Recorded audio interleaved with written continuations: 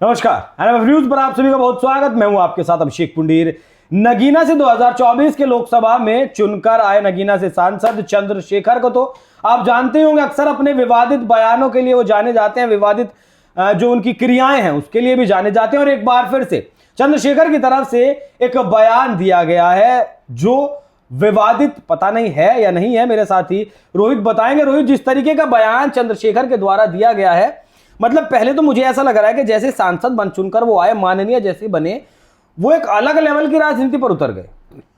बिल्कुल, और वो अपने आप को दलितों के मसीहा समझने लगे। थोड़ा हार्श हो जाएगा, वो अपने आप को दलितों का बाप समझने लगे। वो चाह रहे हैं कि मैं जो बोलूं दलित इस देश में वही सुनेगा। उनको लग रहा है कि मैं एक बार बोल दूंगा तो पूरा दलित समाज मेरे लिए सड़कों पर उतर आ जाएगा। वो सोच रहे हैं कि मैं मायावती से बड़ा दलितों का नेता बन गया। दलितों के नेता बनिए, उनकी बातों को उठाइए। अभी पिछड़े हैं, मैं ये नहीं कह रहा हूं, बहुत पिछड़े हैं। उनकी बातों को आप संसद में उठाइए, उनके हक की मांग कीजिए। अच्छा है, बिल्कुल, नेता और मसीहा पर भी मैं आऊंगा, लेकिन फिलहाल क्या कुछ चंद्रशेखर की तरफ से मैं वही कह रहा हूं जो मैंने शब्द बाप का कोड किया है, कोड एंड कोड के साथ। वो कह रहे हैं कि मैंने अपने समाज को रोक रखा है, एक आवाज पर वो आपको ताकत दिखा देंगे। किसे? सरकारों को। वो कह रहे हैं कि मेरे अंदर, मेरे समाज के अंदर दम है कि वो सरकारें गिरा दें मेरे कहने पर। अगर इतना ही आपके कहने पर सरकारें दलित समाज गिराने लगे, तब तो आपको पहली बार में ही चुनाव जीत जाना चाहिए था, जब योगी आदित्यनाथ के खिलाफ गोरखपुर से लड़े थे। इतना वक्त क्यों लगा? दूसरी बात, चंद्रशेखर को यह समझ लेना चाहिए कि दलित उनके इशारे पर नहीं चल रहे हैं। इसके अलावा चंद्रशेखर को यह समझ लेना चाहिए कि जिनकी राजनीति करके वो आगे बढ़े हैं, उनको भड़काने का प्रयास ना करें। इस देश में वैसे ही बहुत आग लगी पड़ी है। कभी अंबेडकर के नाम पर विवाद करके धक्का मुक्की सांसदों के साथ कर ली जा रही है। कभी इंडिया गठबंधन के सबसे बड़े नेता राहुल गांधी कह रहे हैं केरोसिन फैला है, बस माचिस लगाने की ज़रूरत है। कभी मणिपुर में ड्रग्स के मामले को इस तरीके से हिंसा में बदल दिया गया है कि उससे देश को बदनाम किया जा रहा है। तो दलित समाज जो है अपनी मेहनत के दम पर काम करता है। दलित समाज अपनी मेहनत मजदूरी के दम पर, और अब पूरी तरीके से वो जो उनको सुविधाएं मिल रही हैं उसके आधार पर वो अच्छे अच्छे एग्जाम्स क्रैक करके अच्छे पदों पर भी पहुंच रहे हैं। रोहित जी, वैसे एजेंडा नहीं है जैसा एजेंडा ये मौलाना लोग चलाते हैं। यही तो भीड़ इकट्ठा करने। चंद्रशेखर और मौलाना में फर्क आपको कहां से नजर आ रहा भाई? चंद्रशेखर दलितों से ज्यादा तो मुस्लिमों की राजनीति करते हैं भाई।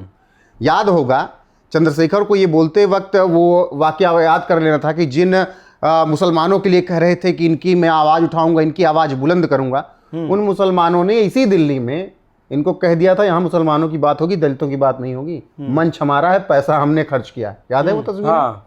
और अगर आपको दलितों की बात करनी है तो यहां से निकलिए, मुसलमानों की बात कीजिए। तब आप अपने समाज को नहीं बोल पाए कि उतरिए सड़कों पर, इनको जवाब दीजिए। तब हिम्मत होती तो बोलते।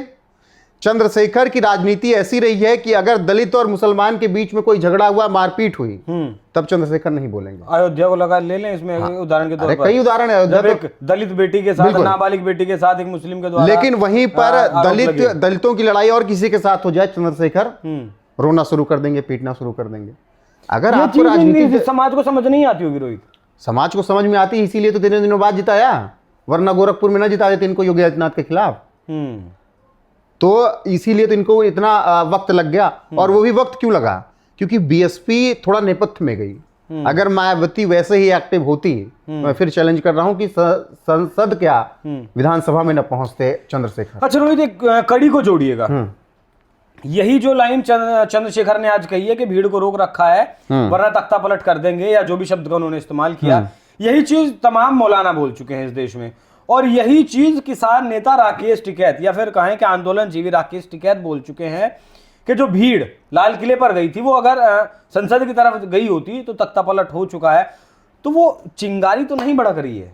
बिल्कुल वही है। सभी के बयान एक साथ एक जैसे नहीं हो सकते। देखिए इस देश में क्या हो चुका है अभिषेक, केवल और केवल विरोधियों की एक मानसिकता है, एक ख्वाब है कि बस किसी न किसी तरीके से नरेंद्र मोदी की सरकार को उखाड़ फेंकना है। ठीक वैसे ही करना है नरेंद्र मोदी के साथ जैसे शेख हसीना के साथ बांग्लादेश के कट्टरपंथियों ने किया। जैसे श्रीलंका में कट्टरपंथियों ने किया। वही मानसिकता इस देश के तमाम बीजेपी के विरोधी पक्ष की हो चुकी है। वो किसी भी तरीके से, वो सांसदों को मारना हो या धक्का मुक्की करनी हो, वो फिर चाहे इस तरीके से बयान देने हो, वो चाहे 15 मिनट मांगने हो, हर एक बयान की कड़ी एक ही है कि मोदी उनकी आंखों में चुभ रहा है। क्यों? मैं हमेशा कहा गया, जॉर्ज सोरोस जो गैंग है, मैं उसको हमेशा गैंग ही कहता हूं, आप लोग डीप स्टेट से जोड़ते हैं, जॉर्ज सोरोस गैंग जो है वो हमेशा कहता है कि एक लोकतांत्रिक देश में एक राष्ट्रवादी और एक स्थिर सरकार अच्छी नहीं होती। अच्छा, बदलती रहनी चाहिए सरकार।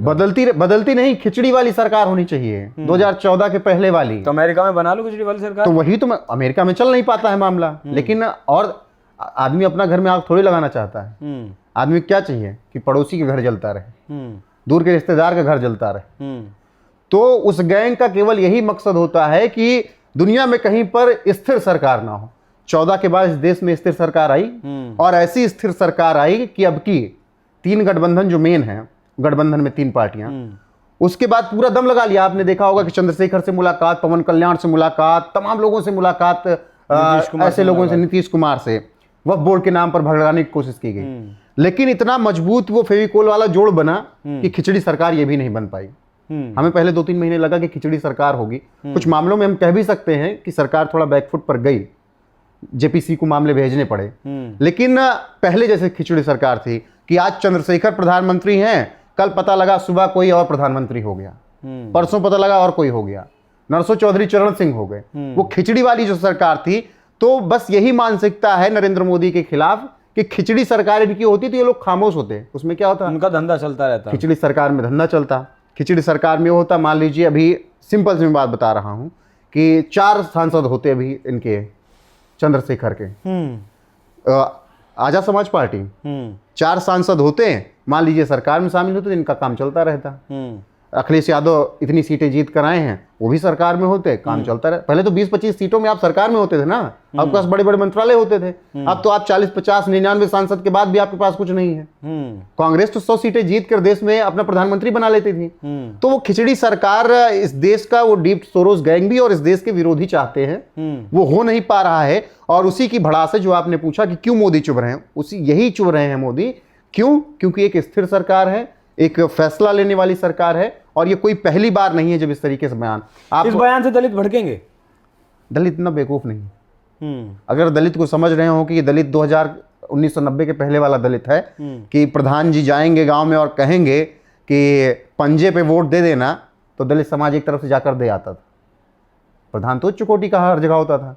मैं सीधे सीधे बोल रहा हूँ, ब्राह्मण राजपूत अक्सर होते थे, प्रधान जो होते थे, मुखिया होते थे। उन्होंने ऐलान कर दिया कि विधायकी का चुनाव है, सांसदी का चुनाव है, पंजे पे वोट डालना है तो फिर पंजे पे ही वोट पड़ेगा। और मैंने अपनी आंखों देखी कि वोट भी नहीं डालने दिया तो खुद ही डाल देते थे, जा हो गया। ठीक है, जब पर्ची वाला मामला तो पर्ची खुद ही भर दी जाती थी, बता दिया था पर्ची भर। तो थोड़ा ये समझाइए, जो है कंक्लूड करते हुए, क्यों दिया गया ये बयान? ये बयान सिर्फ इसलिए दिया गया कि अपने उनको भी खुश किया जा सके जिन्होंने उनको कहा था कि यहाँ पर मुस्लिमों की बात ही होगी, दलितों की बात नहीं होगी। तो उन आकाओं को भी खुश करने के लिए D+M बनाना चाहते हैं क्या? मुझे तो लगता है। तो M कहाँ बटेगा? अखिलेश के पास बटेगा, मायावती के पास बटेगा, या फिर आजाद समाज पार्टी के पास बटेगा, कांग्रेस के पास बटेगा? मैं फिर से कह रहा हूं, जिसको भी भ्रम हो वो ये भूल जाए, यम केवल सी के पास ही होगा, मतलब कांग्रेस के पास। यम कहीं नहीं जाएगा, कोई कितना भी दम लगा ले। एम को असदुद्दीन ओवैसी भी अपनी तरफ नहीं खींच सकते, मैं ये चैलेंज कर रहा हूं। कांग्रेस के अलावा मुस्लिम कहीं भी नहीं जाएगा, चाहे उसके आगे जो भी हो। राज्यों की बात नहीं कर रहा हूं, देश की बात कर रहा हूं। देश की बात करें, चलिए। एम कहीं नहीं जाने वाला है मुस्लिम। तो अगर इनको अपनी राजनीति करनी है, और ये किन मुसलमानों की राजनीति करके क्या कहते हैं, दलितों की मसीहा बन रहे हैं। बाबा साहब भीमराव अम्बेडकर ने क्या कुछ नहीं लिखा। अगली एक बहुत लंबी सीरीज हम लोग ले आने वाले हैं, तमाम किताबें आ रही हैं बाबा साहब भीमराव अम्बेडकर की।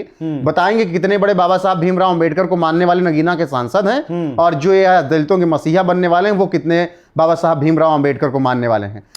तो यही लब्बो-लुआब है कि जो इस देश के कट्टरपंथी मौलाना मौलवी चाहते हैं, वही शब्द चंद्रशेखर के मुंह से निकल रहे हैं। तो एक सीरीज है ये, पहले कई मौलानाओं के द्वारा भी बोला गया कि हमारे जो युवा हैं, हमारे जो लोग हैं, वो शांत बैठे हैं, उन्हें भड़काइए मत। यही चीज कही गई राकेश टिकैत के द्वारा, यही चीज कही कांग्रेस नेताओं के द्वारा कही गई जब बांग्लादेश में तख्ता पलट हुआ। उसके बाद अब चंद्रशेखर भी अगर इस बात को कह रहे हैं तो ये महज इत्तेफाक तो नहीं हो सकता कि क्या इन बयानों के बाद ऐसा लगता है कि क्या वाकई में एक सीरीज चल रही है या वाकई में डीप स्टेट जैसी कोई चीज काम कर रही है, सोरोस का गैंग काम कर रहा है और इस देश की सत्ता को वाकई में अस्थिर करने की प्लानिंग चल रही है। बाकी ये चर्चा आपको कैसी लगी कमेंट कर जरूर बताइएगा। रोहित, एक आपका बहुत बहुत धन्यवाद। नमस्कार।